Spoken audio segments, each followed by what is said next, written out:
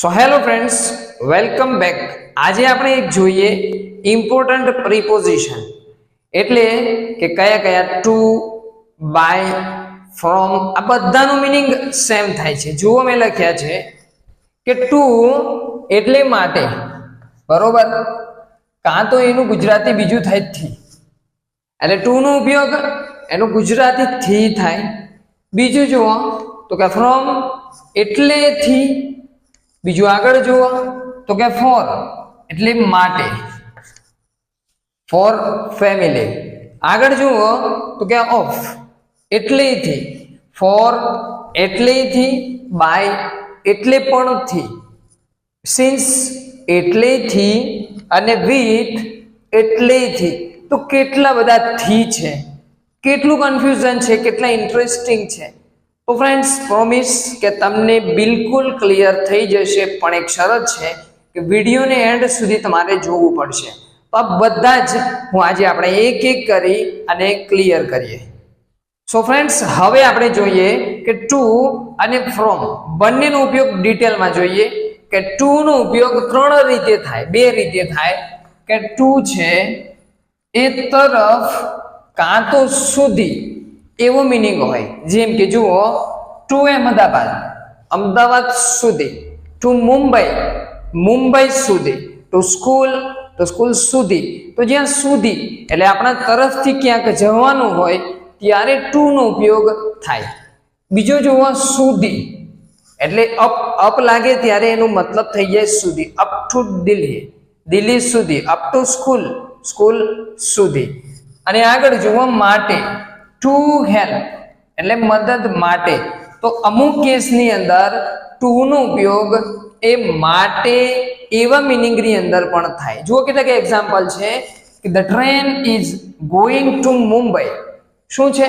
The train is going, જઈ રહી છે. ક્યાં જઈ રહી છે? મુંબઈ તરફ. તરફની વાત છે તો તરફ એટલે to Mumbai. I am going to school, હું જઈ રહ્યો છું તરફ. કોની તરફ? તો કે સ્કૂલ, સ્કૂલ તરફ જઈ રહ્યો છું. આગળ જુઓ, cell phone is to help એટલે જે ફોન છે એ મદદ માટે છે. તો ક્લિયર થઈ ગયું કે ટુ નો ઉપયોગ એટલે તરફ, પછી બીજો તો કે માટે કાં તો સુધી. અને ફ્રોમ નો ઉપયોગ એનાથી થોડો વિરુદ્ધમાં છે કે ફ્રોમ એટલે એનું મિનિંગ થાય છે થી, પણ ફ્રોમ નો ઉપયોગ ત્રણ રીતે થાય.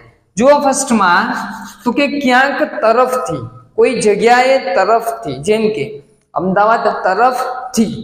અમદાવાદ તરફ એટલે આપણાથી ક્યાંક દૂર જતો હોય, પણ તરફથી એટલે દૂરથી આવતો હોય. જેમ કે અમદાવાદ તરફથી, મુંબઈથી, સ્કૂલેથી. તો જે તરફથી ની વાત હોય ત્યારે તમારે ફ્રોમ નો ઉપયોગ કરવાનો. જુઓ, ફ્રોમ દિલ્હી એટલે દિલ્હી તરફથી. ફ્રોમ સ્કૂલ, સ્કૂલ થી. ફ્રોમ ઓફિસ એટલે ઓફિસ થી. તો જ્યારે થી નો મિનિંગ છે તો તરફથી, ત્યારે ફ્રોમ. બીમારી કોઈ હોય તમને, જેમ કે હેડેક છે, કેન્સર છે, ટીબી છે, તો જ્યારે પણ તમે કંઈક બીમારીથી પીડિત હોય ત્યારે તમે ફ્રોમ નો ઉપયોગ કરી શકો. જેમ કે ફ્રોમ હેડેક એટલે માથાના દુખાવાથી. ફ્રોમ સ્ટમક એક એટલે પેટના દુખાવાથી. તો જુઓ કેટલાક એક્ઝામ્પલ આપેલા છે કે ફ્રોમ કેન્સર એટલે કેન્સરથી. ફ્રોમ હેડેક એટલે માથાના દુખાવાથી. તો બીજો ઉપયોગ થઈ ગયો બીમારીથી. અને થર્ડની અંદર કંઈક અલગ થતું હોય, કંઈકમાંથી અલગ કરીને કાઢવામાં આવતું હોય, કાં તો થતું હોય. જેમ કે ધ એપલ્સ, ફ્રોમ એપલ્સ એટલે એપલ્સ માંથી. ફ્રોમ વેલ કૂવામાંથી. તો આ જે માંથી નીકળે ત્યારે આનો ઉપયોગ કંઈક અલગ થતું હોય ત્યારે થાય. જુઓ એક્ઝામ્પલ છે કે હી ઇઝ કમિંગ, તે આવી રહી છે. ફ્રોમ સ્કૂલ, આવું એટલે દૂરથી આવતી હશે આપણી તરફ. ઓકે, તો જ્યારે દૂરથી ની વાત હોય, આપણી તરફ આવવાની વાત હોય ત્યારે ફ્રોમ. અને જો આપણા તરફથી કોઈ જતું હોય તો ટુ. જેમ કે ટુ મુંબઈ, મુંબઈ તરફ. ઓકે, આગળ જુઓ, father has came from office, મારા પપ્પા ઓફિસેથી આવ્યા છે. તો શું છે? ઓફિસેથી. ઓફિસ દૂર છે, ત્યાંથી ઘરે આવ્યા છે મારી જોડે. Okay, I am suffering from headache. આવી ગઈ બીમારી. આઈ એમ સફરિંગ એ ક્લિયર છે. ફ્રોમ હેડેક માથાના દુખાવાથી. ફ્રોમ સ્ટમક એક પેટના દુખાવાથી. ફ્રોમ કેન્સર એટલે કેન્સરથી. અને થર્ડ ની અંદર જુઓ, the juice is made from Apple, એટલે કે એપલ માંથી જ્યુસને બનાવવામાં આવ્યું છે, અલગ કરવામાં આવ્યું છે. તો ક્લિયર થઈ ગયું હશે કે ફ્રોમ નો ઉપયોગ ત્રણ રીતે થાય. એક તો તરફથી હોય ત્યારે, બીજું બીમારીથી તમે પીડિત હોય ત્યારે, અને માંથી કંઈક અલગ કરવાનું હોય ત્યારે. તો ફ્રેન્ડ્સ, હવે કોમ્પ્લિકેશન ક્લિયર કરીએ કે વિથ અને બાયનું. તમે વારંવાર આની અંદર કન્ફ્યુઝ થાવ છો, જેમ કે બાય ની ફાવે કે વિથ ની ફાવે, એટલે છરી વડે કે પછી બાય બસ આવે કે વિથ બસ આવે. આ વારંવાર કન્ફ્યુઝન આવે છે, કારણ કે બંનેનું મિનિંગ થી થાય છે.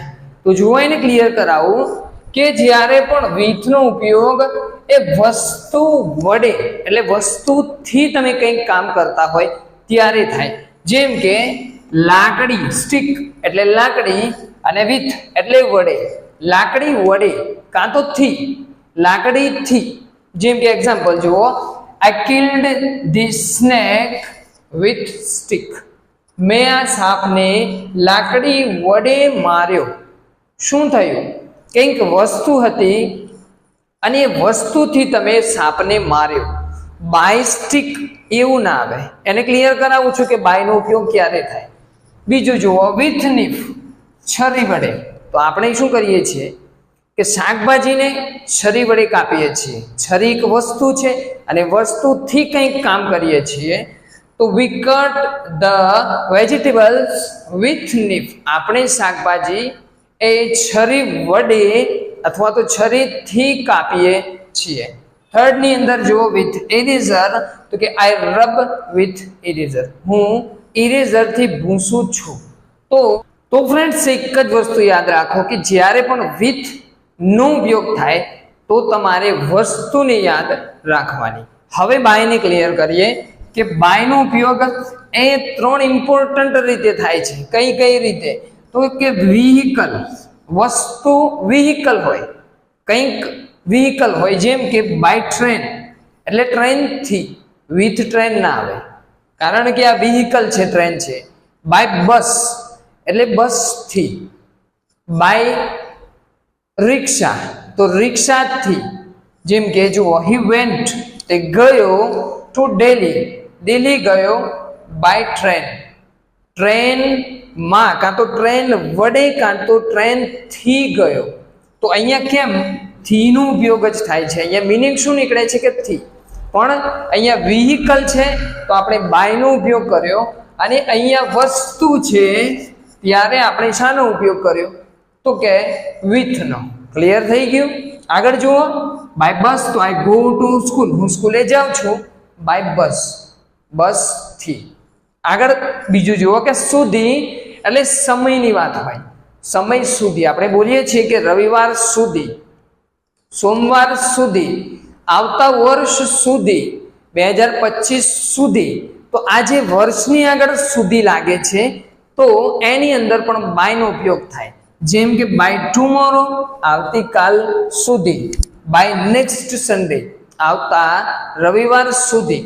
તો જુઓ, આઈ વિલ હેવ રીચડ હું પહોંચી ગયો હોઈશ.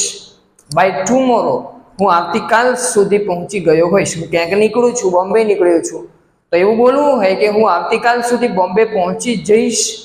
તો બાય ટુમોરો. આગળ જુઓ, he will return, he will have return તે આવી ગયો હશે. બાય નેક્સ્ટ સન્ડે તે આવતા રવિવાર સુધી આવી ગયો હશે. તો જ્યારે પણ બાયનો ઉપયોગ એ સમય સાથે થાય ત્યારે પણ એનો મિનિંગ નીકળે થી. અને થર્ડ ની અંદર પેસિવ વોઇસ એટલે કે એક્ટિવ અને પેસિવની અંદર આપણે ફરીથી ડીપમાં ક્લિયર કરીશું. આનું ઇન્ટ્રોડક્શન જોઈ લઈએ કે બાય મી મારાથી, બાય હિમ તેનાથી. તો આ તેનાથી, મારાથી આ જે શબ્દો છે એનો ઉપયોગ પેસિવ વોઇસ ની અંદર થાય. જુઓ, વર્ક હેઝ ડન એટલે કામ પૂર્ણ થયું છે, બાય મી એટલે મારા દ્વારા કામ પૂર્ણ થયું છે. મેં કામ પૂર્ણ કર્યું છે એમ નહીં, I have done this work એમ નહીં, the work has done by me. જે ઊંધું બોલાય ને વાક્ય એને પેસિવ વોઇસ કહેવાય. The glass has broken by him એટલે કે જે આ ગ્લાસ છે હેઝ બ્રોકન તોડવામાં આવ્યો છે બાય હિમ તેના દ્વારા, તેનાથી, તેના વડે. તો ક્લિયર થઈ ગયું હશે કે વિથ નો ઉપયોગ એક જ વસ્તુ યાદ રાખવાની કે વસ્તુ, વિથ થી વસ્તુ અને બાય થી વ્હીકલ સુધી એટલે કે સમયની વાત હોય, દિવસ હોય, મહિનો હોય કે પછી એ કોઈ પણ હોય. અને પેસિવ વોઇસ ની અંદર તમારે બાય નો ઉપયોગ કરવાનો. સો ફ્રેન્ડ્સ, હવે જોઈએ આપણે કે ફોર, સિન્સ અને ઓફ. થોડો આઈડિયા હશે પણ ફોર નો ઉપયોગ એની અંદર બીજો પણ ઓપ્શન છે કે માટે જ્યારે આપણે કહેતા હોય કે તારા માટે, મારા માટે, મારા પપ્પા માટે, ત્યારે પણ આપણે ફોર નો ઉપયોગ કરીએ. અને સિન્સ એની અંદર કોઈ કન્ફ્યુઝન નહીં આવે કે પોઈન્ટ ઓફ ટાઈમ. અને ઓફ નો ઉપયોગ એટલે થી અલગ થતું હોય તો. જો હું એક્ઝામ્પલ થી સમજાવું કે ફોર નો ઉપયોગ માટે બે ઓપ્શન છે. માટે એટલે ફોર સન એટલે પુત્ર માટે, ફોર પેશન્ટ એટલે દર્દી માટે, ફોર ડ્રિંકિંગ પીવા માટે. કોઈ માણસ માટે કાં તો માટેનું મિનિંગ નીકળતો હોય ત્યારે તમારે ફોર નો ઉપયોગ કરવાનો. જો વાક્ય જોઈએ કે the bike is for my sister, the bike is for my sister, આ બાઇક મારી સિસ્ટર એટલે કે બહેન માટે છે. આગળ જુઓ, બેડ ઇઝ ફોર પેશન્ટ એટલે જે બેડ છે, પલંગ છે, ઇઝ ફોર એટલે માટે, પેશન્ટ એટલે દર્દીઓ માટે છે. અને આગળ જુઓ, ત્રીજો છે સમયગાળો. જ્યારે સમયની વાત હોય, આપણે ડિટેલ વિડીયો મૂકેલું છે, જોઈ લેજો. તો ઇન્ટ્રોડક્શન જોઈ લઈએ કે ફોર અવર્સ સમયગાળો હોય એટલે કંઈક પોઈન્ટ ઓફ ટાઈમ ના હોય. જેમ કે આઈ હેવ બીન પ્લેઇંગ હું રમી રહ્યો છું, ક્યારથી? 4 કલાકથી. ફોર 3 અવર્સ 3 કલાકથી. ઓકે. અને અહીંયા જુઓ, સિન્સ નો ઉપયોગ એ પોઈન્ટ ઓફ ટાઈમ, પોઈન્ટ હું એમ કહું આ પોઈન્ટ છે, ચોક્કસ જગ્યા પર દોરેલો છે. તો અહીંયા ચોક્કસ ટાઈમ હોય ત્યારે તમારે ફોર નો ઉપયોગ કરવાનો. જુઓ, આઈ હેવ બીન લિવિંગ હું રહી રહ્યો, હું અહીંયા રહું છું. હિયર એટલે અહીંયા સિન્સ 1925 ક્યારથી? 1925 થી. કોઈ ચોક્કસ વર્ષ બતાવેલું છે. ઓકે. ઇન્ડિપેન્ડન્સ ડે આપણો જે પ્રજાસત્તાક દિવસ છે, હેવ બીન સેલિબ્રેટિંગ ઉજવવામાં આવી રહ્યો છે સિન્સ 1947 1947 થી. તો ક્લિયર થઈ ગયું કે અહીંયા કોઈ ચોક્કસ ટાઈમ ના હોય ત્યારે ફોર એટલે કે 3 અવર્સ, અને ચોક્કસ ટાઈમ કાં તો વર્ષ હોય ત્યારે તમારે ફોર નો ઉપયોગ કરવાનો. આગળ જુઓ, ઓફ આ તે ફ્રોમ એટલે અલગ થવાના મિનિંગમાં. જુઓ, આઈ જમ્પડ રૂફ હું ધાબા પરથી કૂદ્યો. તો આઈ જમ્પડ ઓફ રૂફ હું ધાબા પરથી કૂદ્યો. કાં તો એની જગ્યાએ તમે ફ્રોમ નો ઉપયોગ કરો તો એ ચાલે.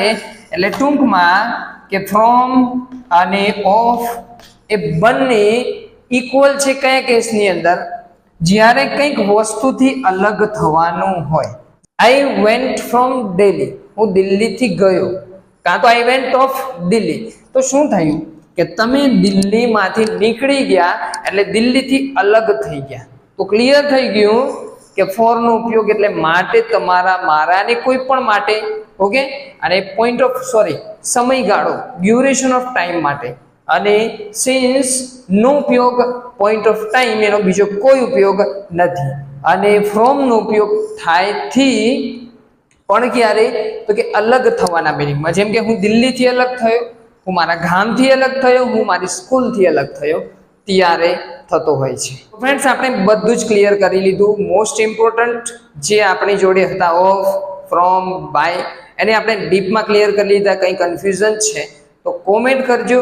અને એક ટાસ્ક આપું છું કે થ્રુ નો ઉપયોગ ક્યારે કરીએ એને તમારે કોમેન્ટ કરવાનું છે. વિડીયો ગમે તો મિત્રો સુધી શેર કરો.